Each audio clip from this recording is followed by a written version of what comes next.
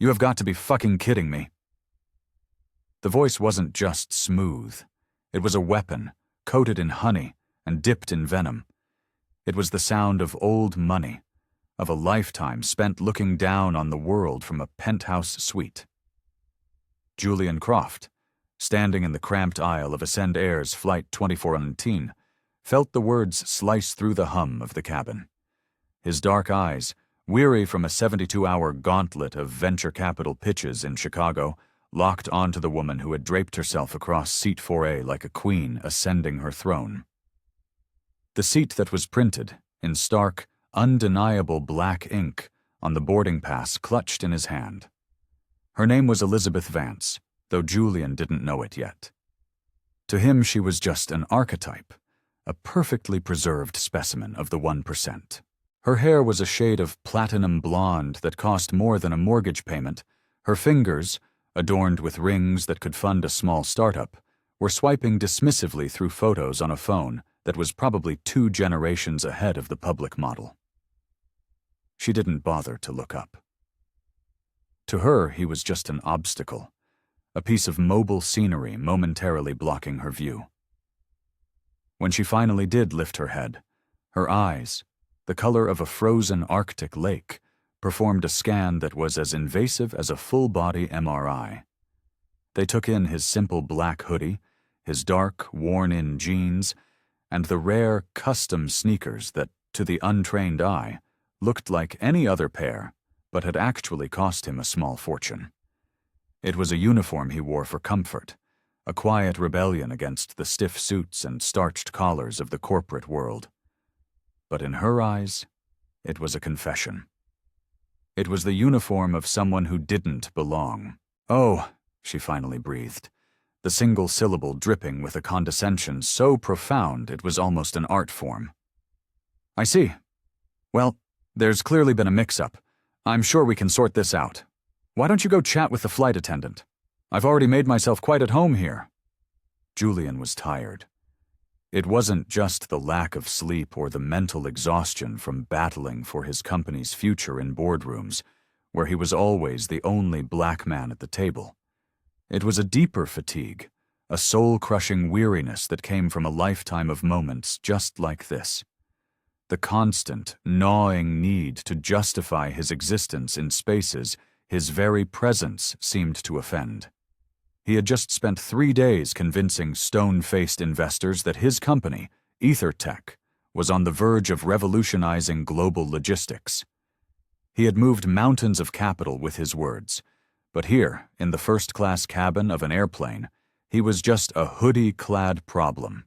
"Ma'am," Julian said, his voice a low, steady baritone that betrayed none of the volcanic frustration churning in his gut.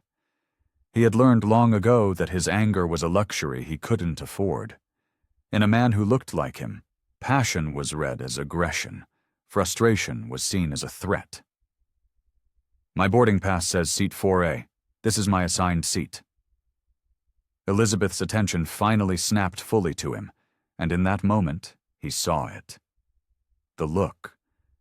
It was a complex cocktail of disbelief, irritation, and a barely veiled disgust. It was the look that said, "People like you don't get to be in places like this. People like you don't get to question me."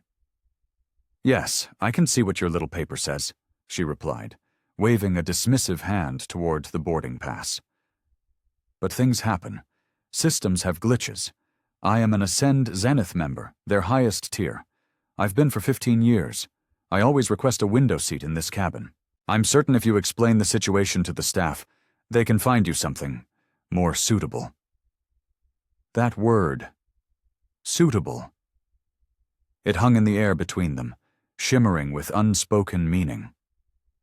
Julian felt the crushing weight of it, the same coded language that had shadowed him through his Ivy League education, through every round of funding, through every interaction where his success was treated as a statistical anomaly. Behind him, the line of boarding passengers was beginning to back up. A murmur of impatience rippled through the cabin. People craned their necks, their faces a mixture of annoyance and morbid curiosity. Others deliberately looked away, their feigned indifference a clear signal that they wanted no part in the drama unfolding. Julian glanced at the watch on his wrist, a masterpiece of Swiss engineering that he kept mostly hidden beneath the cuff of his hoodie. It wasn't about the time. It was a grounding mechanism, a reminder of the world that existed outside this suffocatingly narrow aisle. In his backpack sat a laptop holding the keys to a digital kingdom, algorithms that could reroute global shipping fleets with a single command, contracts that sustained thousands of families, innovations that were reshaping the future of commerce. But in this moment, none of that mattered. To Elizabeth Vance, he was just a roadblock, an inconvenience, a black man who didn't know his place. "I understand your desire for a window seat," Julian said, his voice meticulously controlled. "But this is my seat. I would appreciate it if you would check your own boarding pass and move to your correct assignment." Elizabeth let out a laugh. It was a sharp, brittle sound, like glass shattering on a marble floor. "My dear boy, I think you're the one who's confused. This is first class. This isn't—" She paused, her eyes sweeping over his casual attire one last time, a smirk playing on her lips. Well, it's not a place one typically sees such casual fashion choices. The insult was designed to sting, and it did. It was a subtle poison dart, aimed at his legitimacy. Julian had heard 1,000 variations of it over the years, the surprise in people's voices when he spoke eloquently about market dynamics, the backhanded compliments about how he was different from what they expected, the constant, unspoken suggestion that his success was a fluke, a product of charity or a lowered bar. What Elizabeth Vance couldn't possibly know, what no one on this airplane could fathom, was that Julian Croft wasn't just another passenger. 3 years ago, in a hostile takeover that had sent shockwaves through the financial world, his company, EtherTech, had acquired a 70% controlling stake in Ascend Air, the very metal shell of the plane they were in, the complex flight routes it followed, the salaries of the pilots and crew, and the plush leather of the seat Elizabeth was so obstinately occupying. It all belonged to him. But Julian had learned a crucial lesson in his ascent to power. Never reveal your hand too early. It was better to let people expose their true character, to see the raw, unfiltered version of who they were when they believed there were no consequences. "I'm not confused about a single thing," Julian replied, his voice still level but now carrying a new, harder edge. A few nearby passengers, sensing the shift, lowered their phones and began to watch with undisguised interest. "This is my seat, and I am asking you to move." Elizabeth's blue eyes narrowed.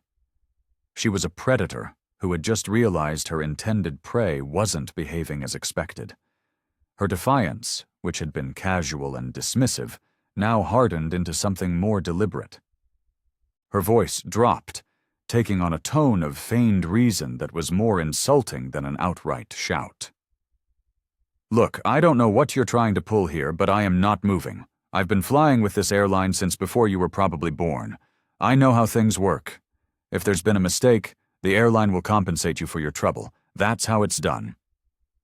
The implication was as clear as the diamonds on her wrist.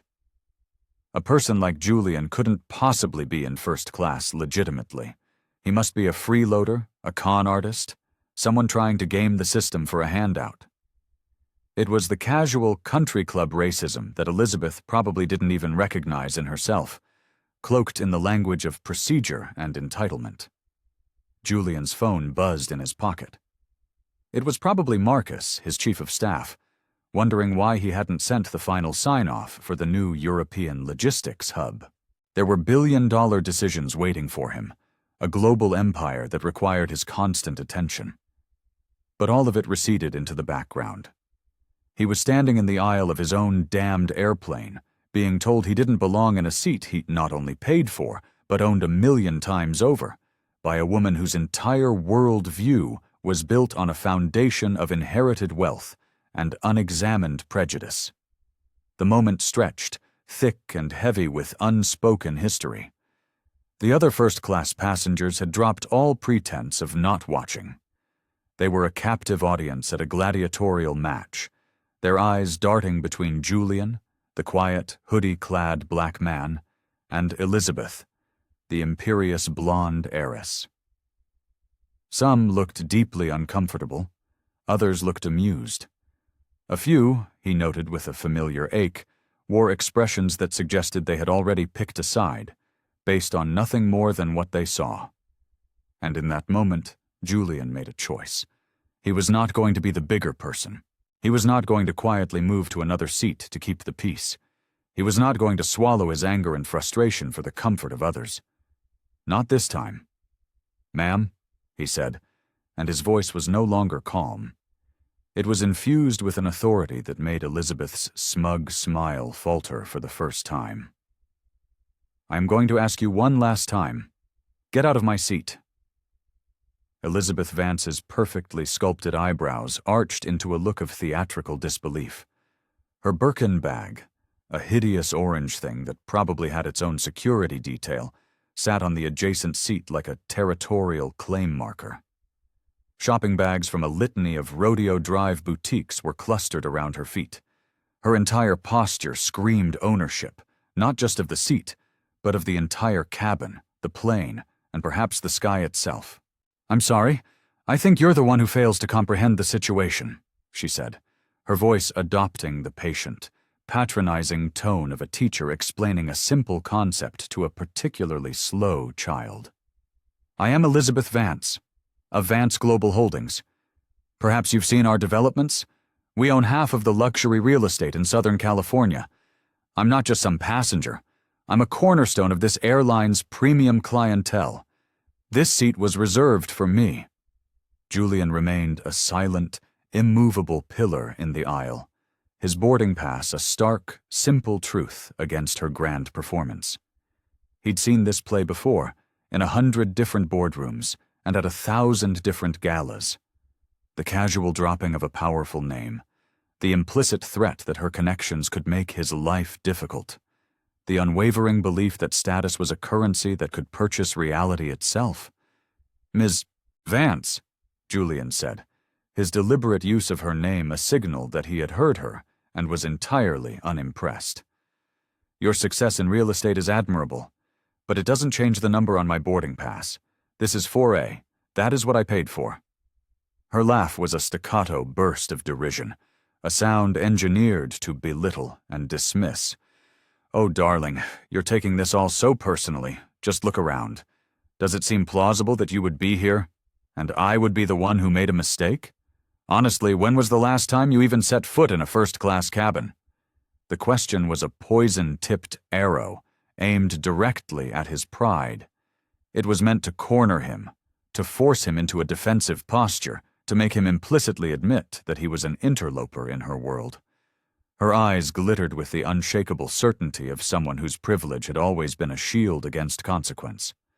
But Julian was a master negotiator. He had faced down corporate raiders and hostile governments. He recognized a power play when he saw one. Elizabeth Vance wasn't confused. She was asserting dominance. She was testing his resolve, expecting him to crumble under the weight of her social and economic superiority. "I fly first class twice a week," Julian replied, his voice dangerously quiet. "Usually on this exact route. And in the 5 years I've been a primary customer of Ascend Air, I have never once encountered someone who refused to vacate a seat they did not purchase." Elizabeth's smile tightened at the edges. She had expected a flustered denial or an angry outburst. His calm, factual rebuttal threw her off balance. He could see the gears turning in her head as she tried to reconcile his composure and confidence with her preconceived notions. Her gaze swept over him again, searching for a flaw in his facade, for some sign that he was bluffing. "Well then," she snapped, her tone shifting from patronizing to openly aggressive. "If you're such a seasoned traveler, you should understand that accommodations must sometimes be made. I have a crucial meeting in Los Angeles for a multi-billion-dollar project. I specifically require a window seat on the left side of the aircraft to avoid the glare on my laptop screen. I am certain Ascend can find another seat that will be perfectly adequate for your needs. His phone buzzed again. He glanced down. A text from Marcus. Geneva is on the line about the satellite launch. They need a go-no-go decision in the next 10 minutes. Is everything all right? Everything was profoundly not all right, but not for reasons Marcus could ever guess. Julian typed back a swift reply. Flight issue. Handle Geneva. We are a go. We'll call from the ground. When he looked up, Elizabeth was watching him, a new, mocking curiosity in her eyes. Important business? She purred. I do hope we're not delaying anything too critical. As a matter of fact, Julian said, slipping the phone back into his pocket, I do have important business, which is why I would like to settle into my assigned seat so that this plane can take off. Elizabeth's face hardened, the mask of polite society finally cracking to reveal the raw, ugly entitlement beneath. Listen to me, and listen very carefully, she hissed, leaning forward in his seat. I don't know who you think you are, or what kind of pathetic shakedown you're attempting, but it ends now. I know your type. You create a scene, you make a fuss, and you hope the airline will throw you some miles or a voucher to make you go away. Well, I'm not playing your little game. The accusation was a physical blow. Julian felt a white-hot surge of rage, the kind he hadn't allowed himself to feel in years. To have his presence, his success, his very legitimacy reduced to a cheap shakedown was an insult that cut deeper than she could ever know. It was the same old, tired trope, the successful black man as an opportunistic hustler. Miss Vance, Julian said, his voice dropping to a near whisper that was more menacing than any shout. I am not running a game. I am not looking for a voucher. I am trying to sit in the seat I legally purchased. If my simple existence in this cabin is so threatening to you, perhaps that's a problem you should discuss with a therapist, not me. Her face flushed a blotchy, furious red. She was a queen whose authority had been challenged by a peasant, and she was not accustomed to it. Her voice rose, sharp and shrill, deliberately loud enough for the entire cabin to hear. Threatening? Don't flatter yourself. I am trying to be the reasonable one here, but you are being deliberately obstinate. I have offered you a perfectly simple solution, and your refusal to cooperate speaks volumes about your character. Julian almost smiled. Her character. If Elizabeth Vance wanted to have a discussion about character, he was more than prepared. But not here. Not yet. Not while she was still cocooned in the blissful ignorance of her own perceived power. My character? He repeated, letting the words hang in the air. An interesting topic. Tell me, Miss Vance, what precisely does my character have to do with you sitting in a seat you don't have a ticket for? She opened her mouth, a sharp retort on her lips, but seemed to think better of it. Instead, her hand shot up and slammed the flight attendant call button. The soft electronic chime echoed through the tense cabin. Passengers who had been trying to pretend they weren't listening now turned their heads openly. The show was about to get a second act. I think it's time we involved the professionals, Elizabeth announced, her voice ringing with triumphant righteousness. Clearly, we need someone with actual authority to come and sort this out. Julian nodded slowly, a dark, unreadable expression on his face. Yes, he said, his voice a low rumble. I think that's an excellent idea. Let's get someone with authority. The irony was so thick he could taste it. She had no idea who she had just summoned to her doom. The soft, rhythmic tap of standard-issue airline shoes on the cabin carpet signaled the arrival of Brenda, a flight attendant in her late 20s. Her uniform was immaculate, her smile was practiced, and her eyes, though weary, were sharp. They darted between Julian's immovable stance and Elizabeth's triumphant posture, instantly assessing the battlefield before a single word was spoken. Good afternoon, Brenda said, her voice a masterclass in forced cheerfulness, the sound of someone professionally trained to defuse bombs. "I see we have a little confusion about the seating. How can I help?" Elizabeth seized the stage immediately, leaning forward and adopting the tone of a grievously wronged victim. "Thank you for coming, Brenda. I'm Elizabeth Vance, a Zenith member. I was just settling into my seat, which I specifically requested, when this gentleman appeared and began insisting it belongs to him. He's been quite aggressive." Brenda's eyes flickered toward Julian, and he saw it, the subtle, almost imperceptible shift. It wasn't overt hostility, but it was something far more insidious, the preemptive calculation of who was likely to be the problem. Her training, her experience, the airline's unspoken rules, they were all pointing her toward the path of least resistance. "Sir," she said, turning to Julian with a smile that was a few degrees cooler than the one she'd given Elizabeth, "could I please see your boarding pass?" Julian handed it to her, his face a mask of stone. He watched as her eyes scanned the document, her professional smile faltering as she confirmed the undeniable fact. Seat 4A belonged to him. Her brow furrowed as she looked from the pass to the glowing seat number above Elizabeth's head, and back again. The facts were at war with the assumptions. "Well," Brenda said, drawing the word out as she formulated a diplomatic retreat. "It does seem that this seat is assigned to you, Mr." She glanced at the pass again. "Croft. However, as you can see, Ms. Vance is already settled, and she is one of our most valued, long-standing customers." A familiar, bitter knot tightened in Julian's stomach. He had seen this ritual performed 100 times, the careful, coded language designed to gently nudge the black man toward compromise, the implicit suggestion that his rights were negotiable, while the white woman's comfort was paramount. Harmony, it seemed, was a price he was always expected to pay. "What exactly are you proposing?" Julian asked, his voice dangerously soft. Brenda's smile became a tight, strained line. "We do have other wonderful seats in the cabin. Seat 5C is an aisle with excellent legroom.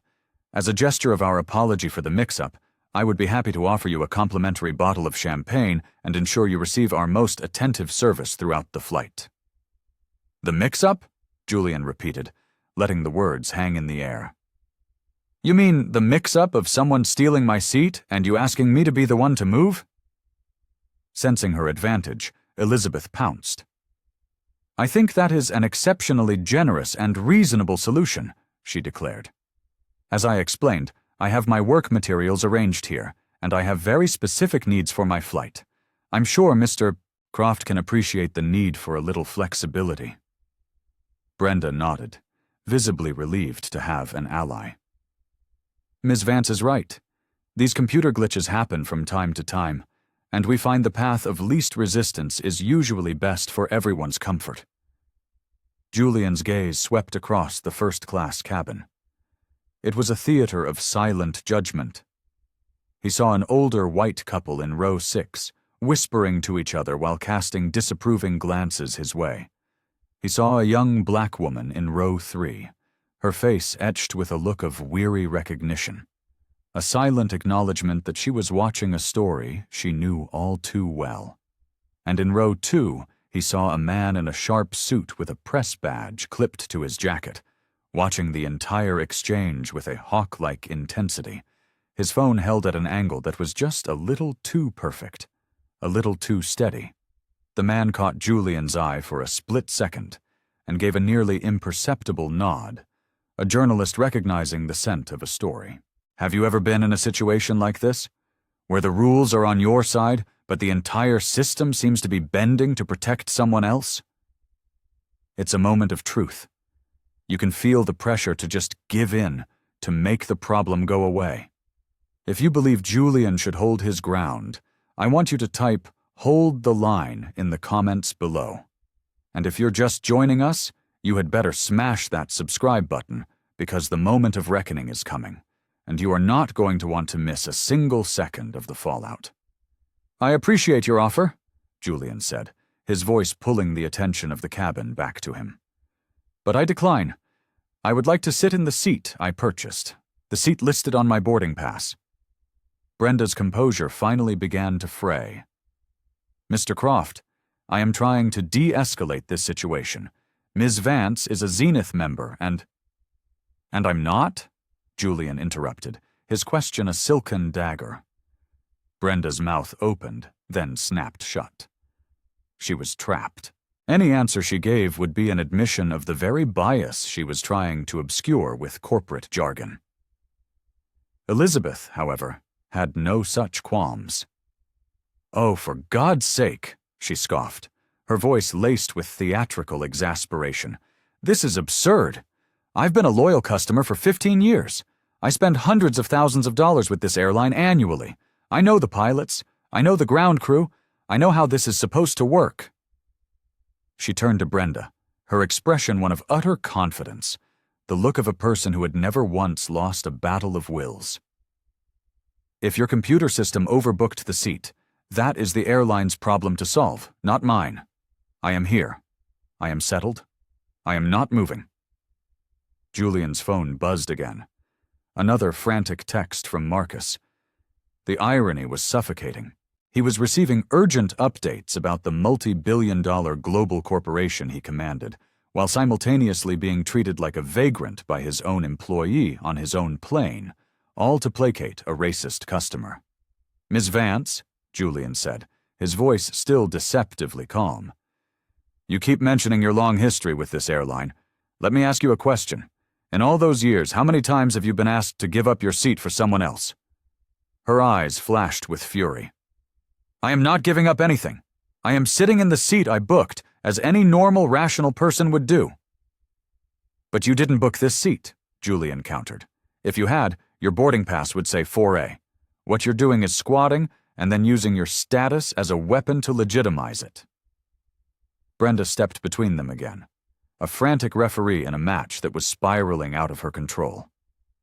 Sir, ma'am, please, let's all just lower our voices. I am sure we can find a solution here. I am not the one with the problem, Julian said, his voice dropping to a chillingly quiet register. I'm just tired.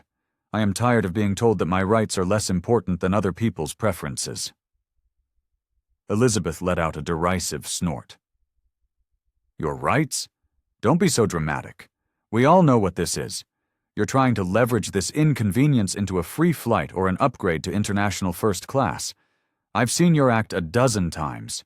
It's pathetic, and it's not going to work. The accusation hung in the cabin air, thick and poisonous. A bomb had just been detonated. Julian felt the weight of every stare, every passenger now a juror in a trial where he had been accused of being a fraud and a grifter. He looked at Elizabeth's smug, triumphant face. He looked at Brenda's panicked expression. He looked at the other passengers, their faces a gallery of mixed emotions. And when he finally spoke, his voice was so low, so filled with a cold, terrifying calm, that everyone had to lean in to hear him. You, he said, locking his eyes on Elizabeth, have no earthly idea what you have just unleashed. The cabin, which had been buzzing with whispers and tension, fell into a dead, electric silence. Elizabeth Vance's accusation had been a declaration of war, and everyone could feel that the battle was about to escalate beyond a simple argument over a seat. Brenda, the flight attendant, looked utterly horrified, her conflict resolution script now a useless pile of ashes. Her hand trembled as she reached for the intercabin phone, her last resort. Perhaps, she stammered, her voice thin and reedy, I should inform Captain Evans. He has the final authority in these matters. Elizabeth's face bloomed with a cruel, vindictive pleasure.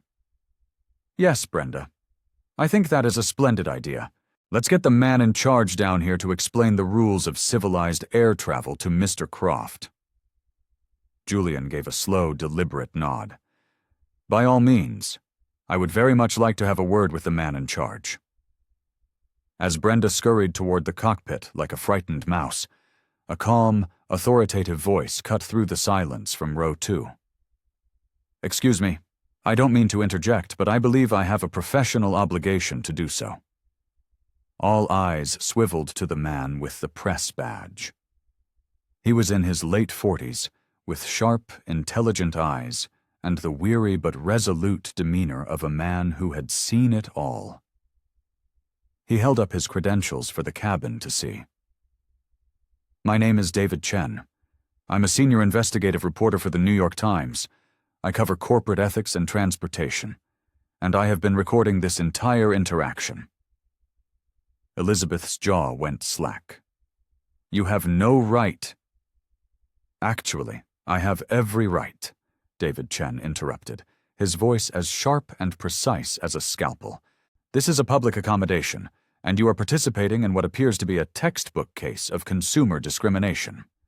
Ms. Vance, your conduct has been, from a journalistic and legal standpoint, utterly indefensible." A young woman in row 3, who had been trying to discreetly film the encounter, suddenly spoke up, her voice clear and strong. "He's not the only one. I've been live streaming this to my TikTok. We've got about 10,000 people watching right now, and let me tell you, the comment section is not on Team Elizabeth." Elizabeth whirled to face the young woman, her face a mask of incandescent rage. "You're filming me! That's illegal! I do not consent!" The young woman, who couldn't have been more than 20, shrugged with an air of practiced defiance. "It's not illegal, and my 50,000 followers are very interested in seeing how Ascend Air handles blatant racism. The hashtag #AscendAirShame is already starting to trend." "Racism?" Elizabeth sputtered, looking around the cabin as if searching for support. "This isn't about race. This is about protocol. You people are twisting this into something it's not." The phrase, "you people," landed with the force of a physical blow. A collective gasp went through the cabin. The young black woman in row 3 closed her eyes, a look of profound pain on her face. Julian felt something within him go cold and still, a dangerous calm that he recognized from the most brutal boardroom negotiations of his career. David Chen was already typing furiously into his phone. "Ms. Vance, for the record, did you just use the phrase, 'you people'? When referring to those who are documenting your discriminatory behavior, I want to ensure my quote is precise." Elizabeth finally realized her catastrophic error. "That's not... I wasn't referring to... I meant the media, the social media people. I am not a racist." For the first time since Brenda had left, Julian spoke. His voice, though quiet, commanded the absolute attention of everyone present. "Ms. Vance, you have accused me of being a con artist. You have suggested I don't belong here. And you have just used a well-known racial dog whistle to describe the people calling you out. If you are not a racist, you are doing a damn fine impression of one." "How dare you!" she shrieked. "I donate to black charities. I have black friends. I would never—" "You would never what?" David Chen interjected smoothly. "Assume a black man in a hoodie couldn't possibly afford a first-class ticket? Because you did that. Refuse to believe his legitimate boarding pass while asserting your own non-existent claim to a seat? Because you did that too. Resort to racist tropes when your privilege was challenged? Because that is precisely what is happening right now."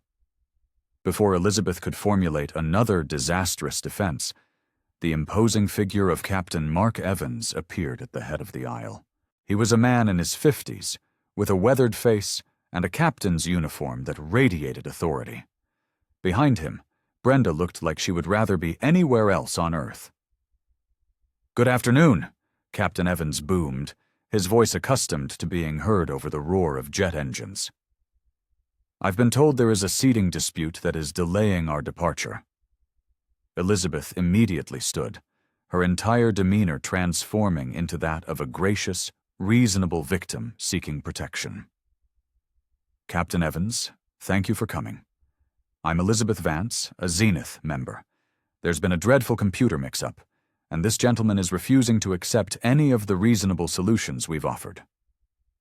Captain Evans gave her a polite nod before turning to Julian. "And you are?" "Julian Croft," he replied, his gaze unwavering. "And this is my boarding pass for Seat 4A. Ms. Vance has been occupying it since she boarded and refuses to leave." The captain took the boarding pass, examined it, and then surveyed the tense cabin. He saw the reporter, the live streamer, and the dozen other passengers watching his every move. His face was a mask of professional neutrality, but Julian could see the calculation in his eyes.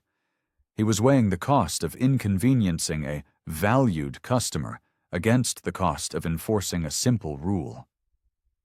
"Mr. Croft, I see this is your assigned seat," the captain began, his tone conciliatory.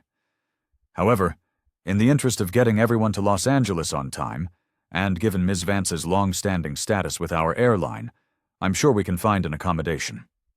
The familiar sting of disappointment washed over Julian. The man in charge, the final authority, was choosing the path of least resistance. He was choosing to appease the bully. "Captain," Julian asked, "what accommodation do you propose? That I surrender the seat I paid for to a woman who has no claim to it, simply because she is loud and wealthy?" Captain Evans shifted on his feet, his discomfort palpable. "Well, as Brenda mentioned, we have other seats available. Sometimes these situations just require a bit of cooperation." David Chen spoke up from his seat, his voice cutting through the captain's placating drone. "Captain Evans, David Chen, New York Times. Are you officially stating that it is Ascend Air's policy to ask a ticketed passenger to relinquish their seat to an unticketed passenger based on the non-ticketed passenger's status? Because if so, that is a national headline." The captain's eyes widened slightly as the full gravity of the situation began to dawn on him. This wasn't just a dispute, it was a public spectacle with a witness from the most powerful newspaper in the world. "Sir, this is an internal customer service matter. We are simply trying to ensure a comfortable flight for everyone." "Comfortable for whom?" David pressed. "Comfortable for Ms. Vance, who stole a seat? Or comfortable for Mr. Croft, who is now being asked by the captain of the plane to validate that theft?" The TikToker lowered her phone, making sure the screen was visible. "My viewers are asking if this is the normal procedure for handling discrimination at Ascend Air. We're over 80,000 viewers now, by the way. Someone just cross-posted it to Twitter." Captain Evans looked around, a hunted expression on his face. This was supposed to be a simple fix. Now it was a full-blown PR catastrophe, unfolding in real time. "Ladies and gentlemen, I can assure you, Ascend Air has a zero-tolerance policy for discrimination. We are merely trying to resolve a conflict." Julian stood to his full height, a commanding presence in the narrow aisle. "Captain Evans," he said, his voice now devoid of all warmth, "let me make this very simple. Ms. Vance is in my seat. She has no ticket for it. She has refused to move. Your flight attendant asked me to move. You are now asking me to move. At what point does this stop being customer service and start being a racially biased enforcement of a non-existent rule?" The captain opened his mouth, but Julian held up a hand. "I'm not done. She has publicly accused me of fraud. She has deployed racist language. All of this has been witnessed and recorded. So I will ask you, Captain, is it the official policy of this airline that a wealthy white woman's comfort is more important than a black man's ticket?" The silence in the cabin was absolute. It was the question that stripped away all the corporate jargon and diplomatic language, leaving only the raw, ugly truth of the situation. Finally, Elizabeth broke the silence with a shriek of a laugh. "This is preposterous. I will not be lectured by someone who probably got his ticket with a diversity voucher or some affirmative action handout. People who belong in first class don't dress like they're about to rob a convenience store." The words, so vile and so direct, sucked the remaining air out of the cabin. Several passengers audibly gasped. The young black woman in row 3 began to quietly weep. David Chen's face was grim. "Ms. Vance, I need to be crystal clear. Did you just imply Mr. Croft's ticket was illegitimate due to affirmative action and compare his clothing to that of a criminal?" Elizabeth, realizing she had just immolated herself on a pyre of her own bigotry, doubled down. "I'm just saying that people who belong here know how to behave. They know how to dress." Julian looked at her, his eyes filled not with anger, but with a profound, chilling pity. He looked at the captain, who now seemed to understand he was captaining the Titanic and had just spotted the iceberg. He looked at the faces of his fellow passengers, a jury that had just heard an undeniable confession. When he spoke, his voice was quiet, but it carried the weight of an earthquake. "Captain Evans," he said, "I need you to ground this aircraft, now." Captain Evans stared at Julian as if he'd just started speaking in tongues. I'm sorry? What did you just say?" "You heard me," Julian replied, his tone leaving no room for argument. "I am not asking you, I am telling you. Put this plane back at the gate. We are not going anywhere until this is resolved." Elizabeth's shriek of laughter was now tinged with hysteria. "Oh, this is priceless. Now he's giving orders to the pilot. What's next? Are you going to demand they rename the airline after you?" The captain looked utterly bewildered. 30 years of flying, and he had never encountered this. He'd handled hijack scares, engine failures, and biblical storms, but he had never been ordered by a passenger in a hoodie to ground his plane. "Mr. Croft, with all due respect, you are a passenger. You do not have the authority to make operational decisions for this aircraft." Julian reached into his pocket and pulled out his phone. "Captain," he said, his voice deadly serious, "I am about to make one phone call. I strongly advise you to pay attention to what happens next." David Chen leaned forward, his pen poised. The TikToker adjusted her phone, her eyes wide. Her viewer count had just rocketed past 100,000. Julian's thumb moved over the screen, but instead of dialing a number, he opened a custom application. The sleek, dark interface displayed the Ascend Air logo above a series of complex operational dashboards. What is that?" Brenda whispered, her eyes fixed on the screen. Julian's finger hovered over a large, ominous red button labeled Fleet Status Override, Exec Auth, JC. "This, Brenda," he said, his voice resonating through the silent cabin, "is the executive command module for the entire Ascend Air global fleet. And this," he pressed the button, "is what happens when you corner a man who owns the entire goddamn company." The screen flashed a confirmation. "Flight 2419, Ord LAX, status, grounded, exec, override confirmed, return to gate C11 immediately." Almost instantly, the captain's cockpit radio crackled to life, the voice of air traffic control filling the cabin. "Ascend 2419, this is O'Hare Tower. We are showing an executive-level fleet command grounding your aircraft. Confirm your status. You are ordered to return to gate C11 immediately." Captain Evans stared at the radio, then at Julian's phone, then back at the radio, his face ashen. "Tower, this is Captain Evans. Can you repeat that? Did you say an executive-level fleet command?" "Affirmative 2419, the radio squawked back. "The order is coming directly from the Ether Tech corporate mainframe. Return to gate C11. You will be met by a corporate liaison." Elizabeth Vance's perfectly made-up face had gone a ghostly white. What was that? What did you just do?" Julian pocketed his phone, his eyes locking onto hers with an intensity that made her physically recoil. "Ms. Vance, you were so concerned with my credentials. Allow me to formally introduce myself. My name is Julian Croft. I am the founder and CEO of EtherTech, the parent company that owns a 70% controlling stake in Ascend Air. So you see, I don't just have a ticket for a seat on this plane." He paused, letting the words sink in. I own the plane. The silence that followed was so profound, it felt like the cabin had lost pressure. It was broken only by a single whispered, "Holy shit," from the TikToker, followed by the frantic clicking of David Chen's pen on his notepad. He was the first to find his voice, crackling with the electric thrill of a journalist who knows he's just landed the story of the decade. "You're that Julian Croft? The one on the cover of Wired last month? The man who single-handedly upended the entire logistics industry?" "The very same," Julian confirmed. "And Ms. Vance," he continued, his gaze returning to the woman who now looked like she was about to vomit. "Since you were so fixated on appearances, I should also mention that the EtherTech software I designed personally powers the reservation system that failed to give you this seat, the check-in kiosk you used, the baggage handling system, and the very passenger manifest Captain Evans has been pretending to consult."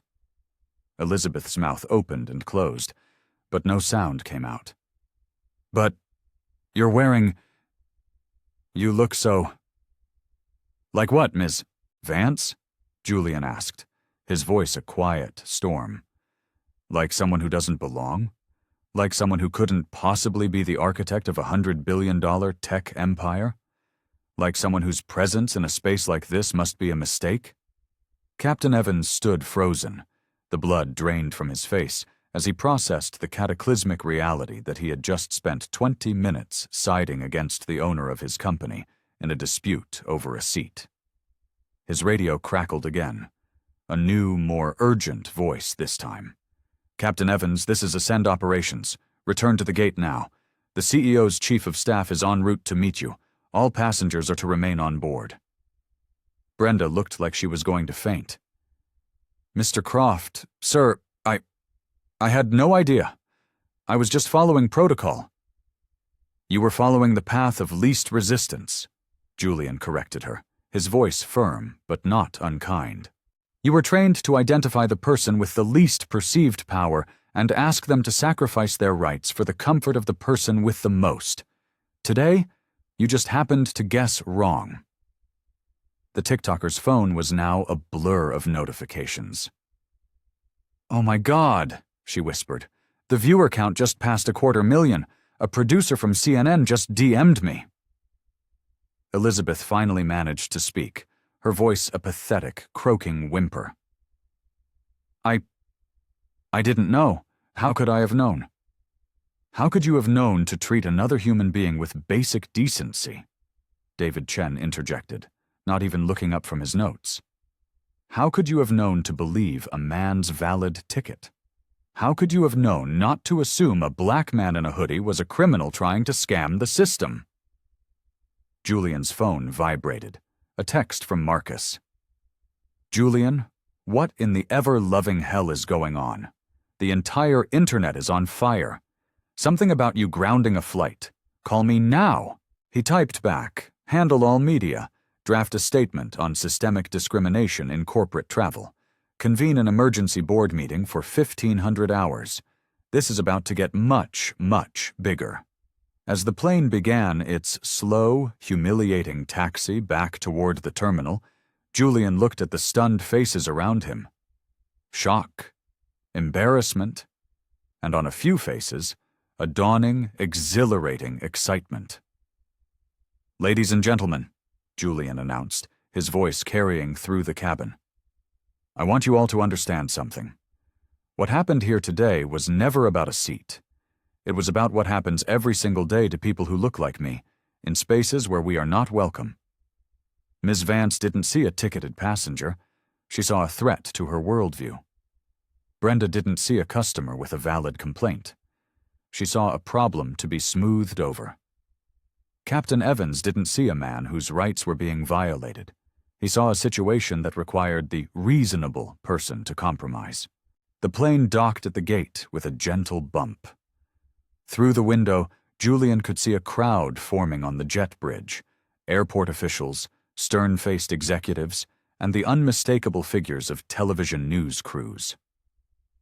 Every single assumption made about me today was based on the color of my skin and the clothes on my back," Julian continued, his voice resonating with power. "And that is a bug in the system that I am now going to personally fix. Not just on this airline, on every airline." Elizabeth finally looked up, tears carving paths through her expensive foundation. "Mr. Croft, I am so sorry. I truly had no idea." "That is the entire problem, Ms. Vance," Julian said, his expression softening into one of weary disappointment. "You didn't know who I was, so you assumed you had the right to treat me as less than human. The problem isn't that you failed to recognize a CEO. The problem is that you failed to recognize a person." As the cabin door opened, Julian stood and collected his backpack. A hush fell over the cabin. Captain Evans and Brenda stood frozen, awaiting their sentences. "Captain Evans, Brenda," Julian said as he moved to the exit. "We will be having a long conversation very soon. Ms. Vance, you will be hearing from my legal team. Consider your zenith status and your ability to fly on any Ascend Air flight permanently revoked." He paused at the door, turning back to face the passengers one last time. "And for everyone else, for the reporter who documented, for the student who live-streamed, and for everyone who watched. Thank you. Your attention is the only thing that creates accountability. The most powerful weapon against injustice is to simply refuse to look away." And with that, Julian Croft, the man who owned the plane, stepped out into the blinding flash of cameras, leaving behind a cabin full of people who had just witnessed the first tremor of a revolution. The jet bridge was a scene of organized chaos. A phalanx of airport security formed a tight corridor, holding back a growing swarm of reporters and onlookers. Near the gate, a group of Ascend Air executives in dark suits huddled together, their faces pale, speaking into their phones in hushed, frantic tones. But Julian's eyes immediately found the sharp, bespoke suit of Marcus Thorne, his chief of staff, who was pacing like a caged panther. "Julian, thank God," Marcus said, rushing forward and lowering his voice. "The world has lost its mind. Twitter, CNN, BBC, everyone is running with it. The video that girl posted has over 2 million views in under an hour. Ascend Air shame and Furk CEO revolt are the top 2 trending topics globally. What in God's name happened on that plane?" Julian glanced back toward the aircraft. Passengers were now deplaning, their faces a mixture of awe and disbelief. Elizabeth Vance stumbled out, looking utterly broken, shielded by an airport official. She was followed by David Chen, who was already on the phone, dictating what was undoubtedly a front-page story to his editor. "What happened, Marcus?" Julian said, his voice low and intense. I decided I was done. Done being polite. Done being accommodating. Done accepting a world that demands I shrink myself to make other people comfortable." Marcus pulled up a news feed on his tablet, his eyes widening. "Julian, look. Every major outlet has the story. Billionaire tech CEO grounds own airline in stand against racism. Ascend Air in freefall after shocking discrimination incident. The stock. Ascend is down 17% in after-hours trading, but EtherTech is up 9%. Wall Street sees this as a decisive leadership moment for you, even as they're panicking about the airline."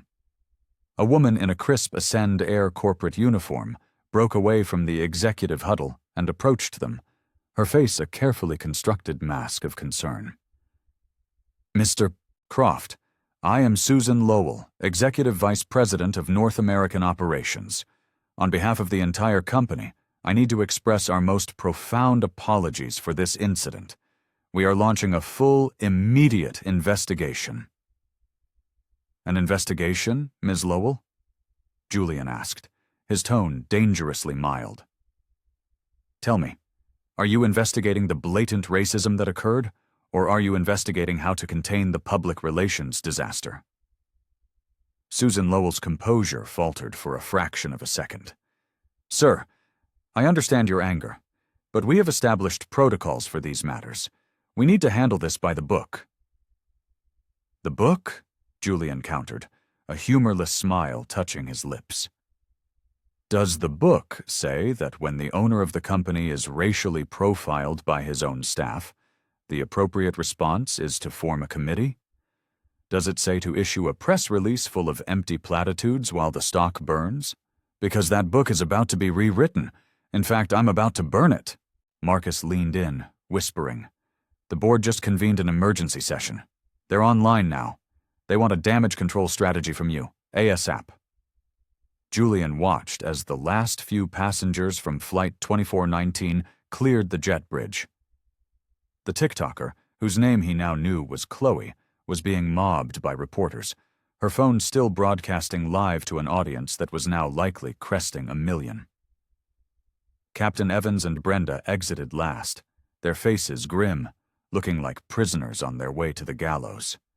"Ms. Lowell," Julian said, turning his full attention back to the executive. "Let's be clear, this will not be handled by the book.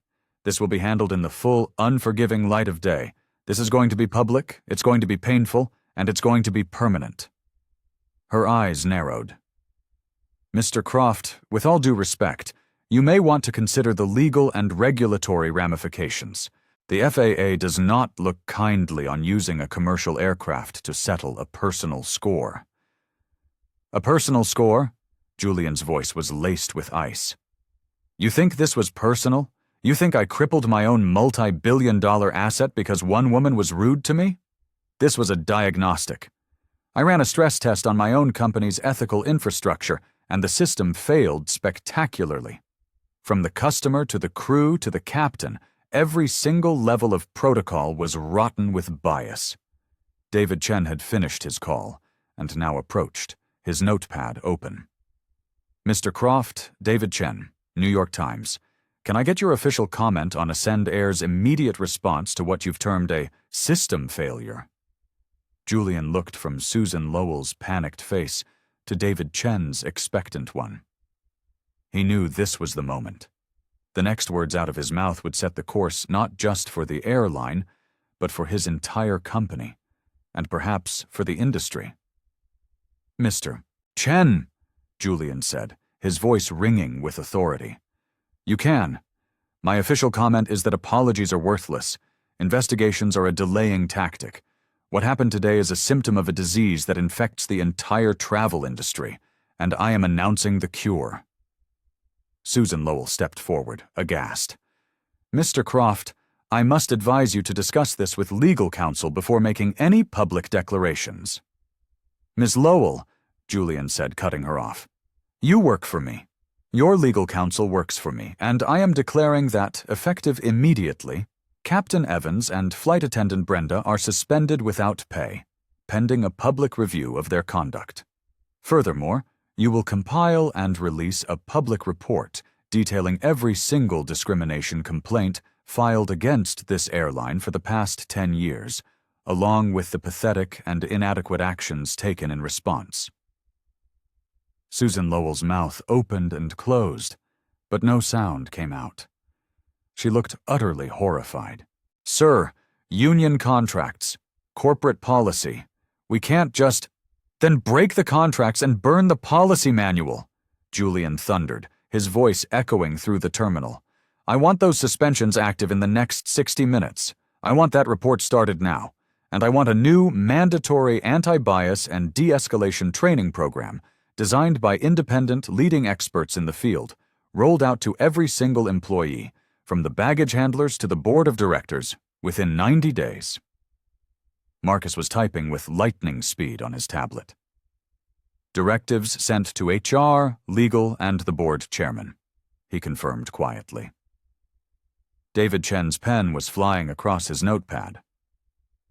"Mr. Croft, are these changes limited to Ascend Air? Your EtherTech software is the backbone for nearly every major carrier in the world. Do you view this as an industry-wide crisis?" Julian took a deep breath. This was it. The point of no return. Through the massive terminal windows, he could see Flight 2419 sitting forlornly at the gate, a silent monument to the chaos of the last hour. "Mr. Chen," Julian said, "what happened to me today wasn't an Ascend Air problem. It was a human problem, enabled by corporate cowardice and technological indifference. The fact that it happened to someone who has the power to burn the whole system down is a cosmic accident, an accident I have a moral obligation to exploit." Susan Lowell was now engaged in a frantic, whispered conversation on her phone, likely with the board chairman. Julian could hear her panicked words. Completely rogue, unprecedented, massive liability. Julian's phone buzzed. An unknown number. The text read, "Mr. Croft, this is Chloe from the flight. My TikTok has 5 million views. People are posting thousands of their own stories of being discriminated against on flights. The hashtag is me air? This is becoming a movement. Marcus," Julian said, "get in touch with that young woman, Chloe. Offer her a paid fellowship with our corporate ethics division. I want her, and people like her, to help design the solution." David Chen's eyes were alight with understanding. "Mr. Croft, it sounds like you're planning to wage war on the entire industry from within. You're talking about a complete paradigm shift." Julian looked at the reporter, at the panicked executive, at the crowd of onlookers held back by security, at the notifications still blowing up his phone.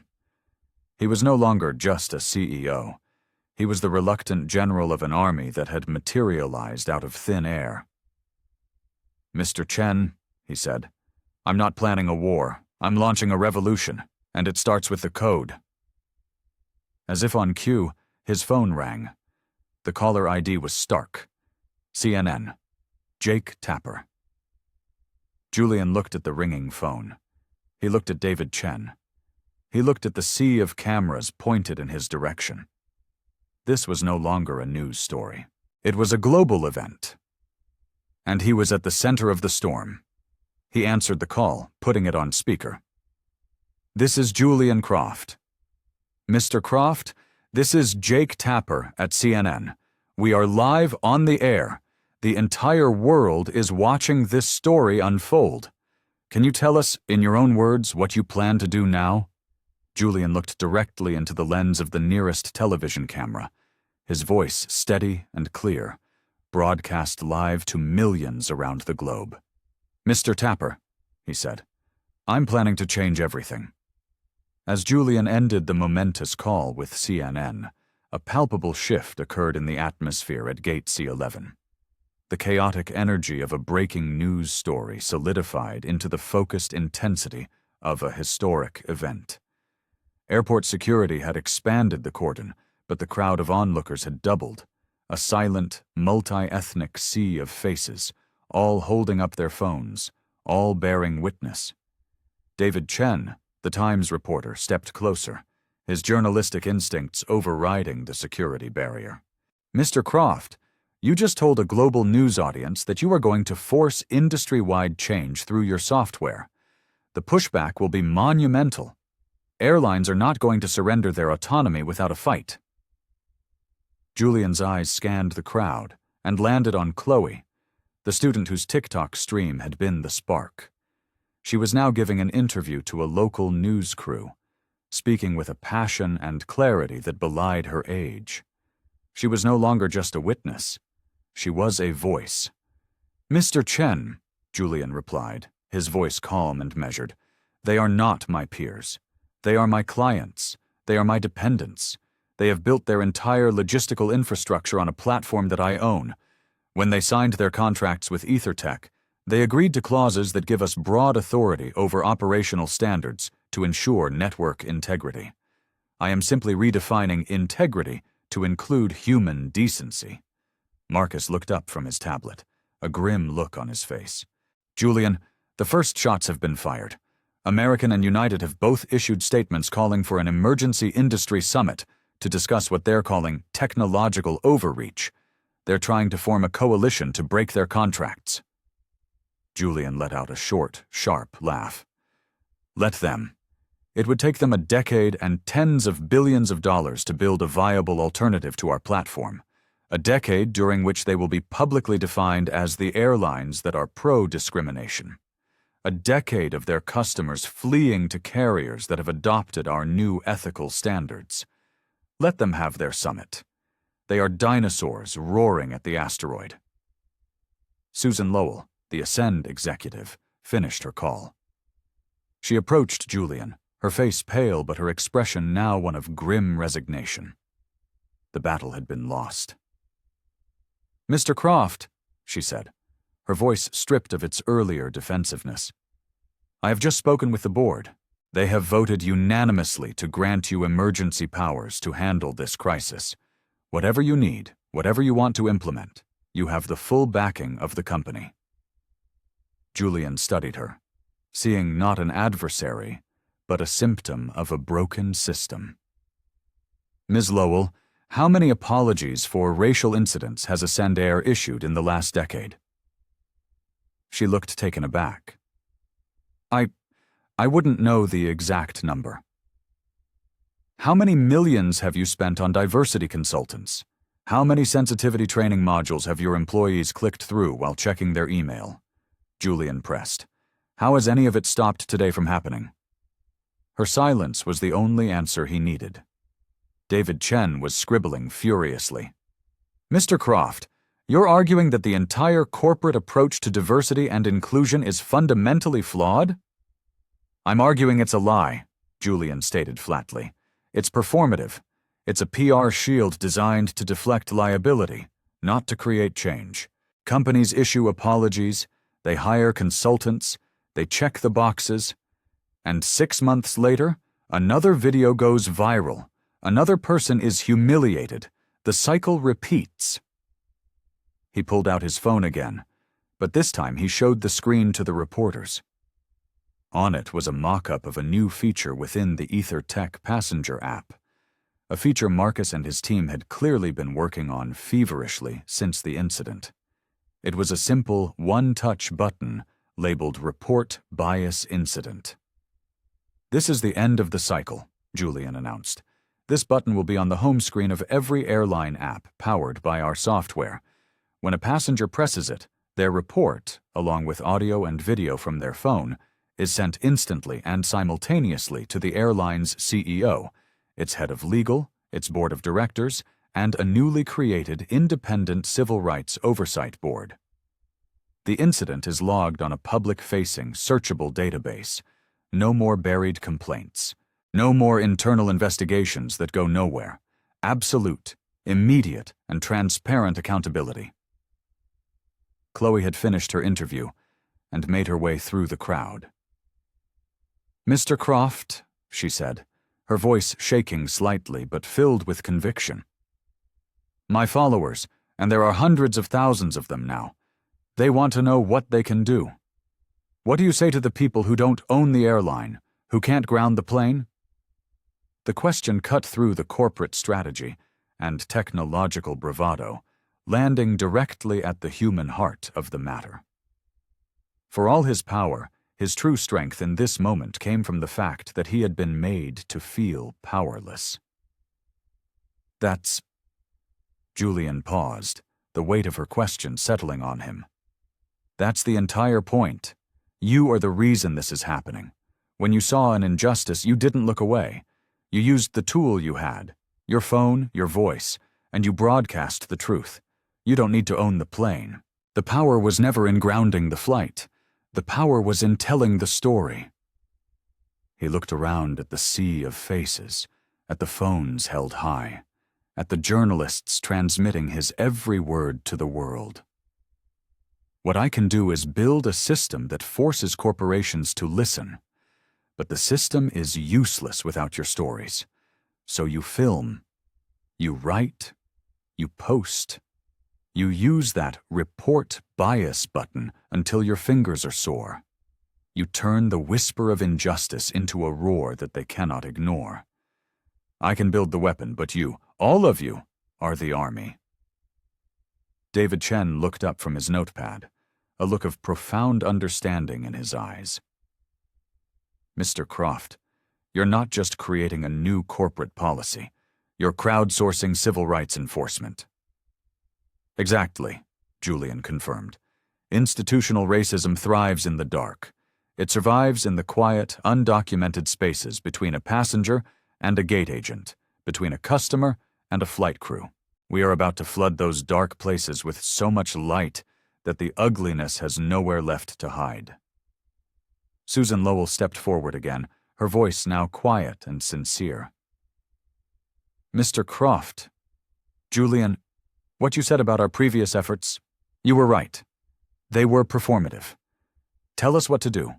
We will be your model. We will be the first to implement this new system, publicly and proudly. Julian turned to her, a flicker of hope tempering the fire in his eyes. Ms. Lowell, do you know how many formal discrimination complaints Ascend Air has on record from last year? She shook her head. I don't have the exact... Marcus? Julian asked. Marcus's fingers flew. According to our integrated CRM data, in the last 365 days, Ascend received 1,253 complaints containing keywords related to racial, ethnic, or religious bias. Of those, 41 were escalated to a supervisor. 3 resulted in a formal apology. 0 resulted in disciplinary action. A wave of murmurs and gasps went through the crowd. The numbers were a stunning indictment. That, Julian said, his voice a low, dangerous hum, is the darkness I'm talking about. That is the silence we are about to break. We're not just going to respond to complaints. We're going to use our own data, our AI, to proactively identify biased behavior before it escalates. Gate agents who disproportionately flag minority passengers for extra screening. Flight crews with statistically significant complaint patterns.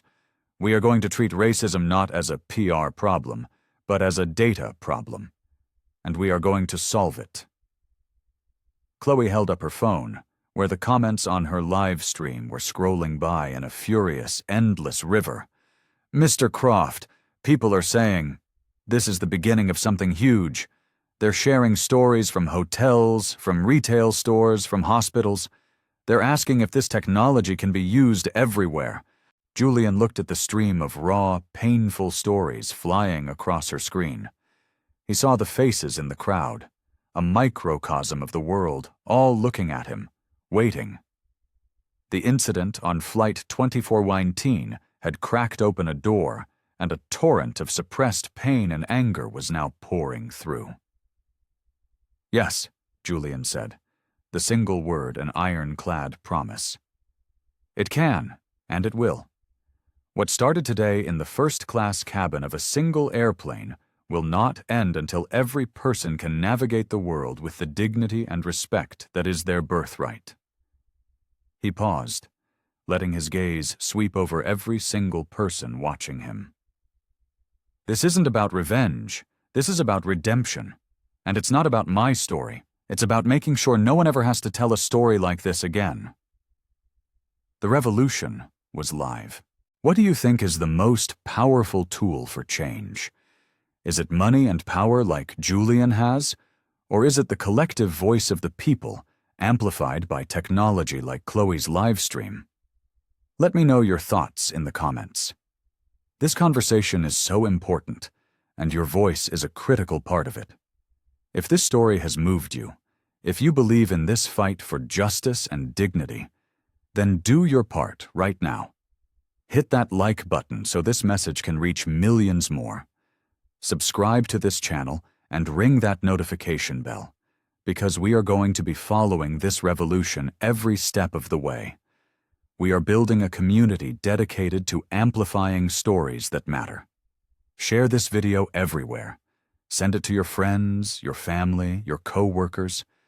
Send it to anyone who has ever been made to feel small, and anyone who has the power to make a change. Because what Julian Croft started on that flight doesn't end here. It continues in every interaction we have, in every injustice we witness, and in every choice we make to either stay silent or to speak the truth. So what will you do with your power? How will you use your voice? The future isn't written by billionaires alone. It's written by all of us. Choose to be a part of the change. Thank you for watching. Now, let's get to work.